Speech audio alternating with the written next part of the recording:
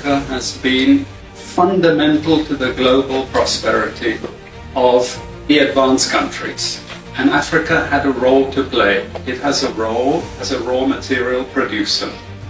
We will not allow Sub-Saharan Africa to escape that. Okay, we do everything to keep Sub-Saharan Africa where it is, also impoverished. It's absolutely vital for the prosperity of everyone else. So let's get clear about that. Okay, and this means all the economic structures, all the global institutions, and the economics we teach everyone is all designed to keep Africa exactly where it is.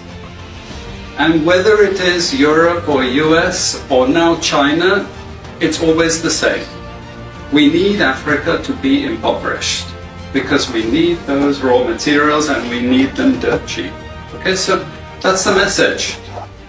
It doesn't mean to say that there's nothing Africans can do. Of course there is. This is what it's about. Because if Africa does do something different, I assure you living standards of all those in Europe and North America and Asia is going to fall.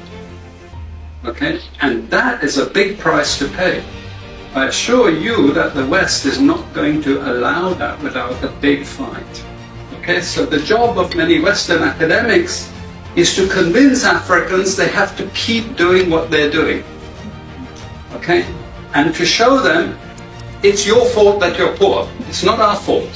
It's your fault that you're poor. You know, so this is what we do in academic institutions. We know the basic forces that have caused this underdevelopment.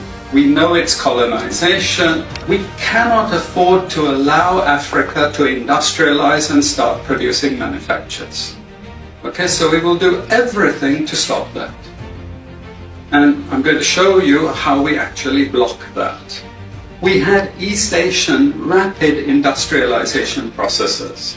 So in the earlier period, we had Japan and Korea and Taiwan.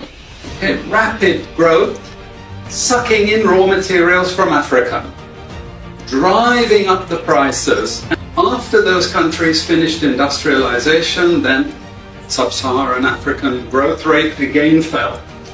Sub-Saharan Africa is condemned to this role, just the supplier of raw materials, not a manufacturer. The currencies are collapsing of these countries, and many of them are Sub-Saharan African countries. After colonization ended, we needed new structures to keep these countries where they were. Okay? And the first of those is aid. Okay? We give them aid. Aid for what? Actually, we give them aid to keep repressive regimes in power. That's all. All the hypocrisy about transparency and democracy and bullshit like that, it's all bullshit. But it would go to country after country offering loans. And if the president did not accept the loan, they were killed. It's just economics. It's economic warfare. The rich declare war on the poor. It happens everywhere. It happens in a country. The rich control the government. Of course they do. You really believe you have democracy? Come on. You know, I mean, grow up. Who has all the subsidies and income support? US, Europe. The largest budgets in the world for supporting their farmers are Europe and US. You see, we're keeping them dependent. We're keeping them on a string.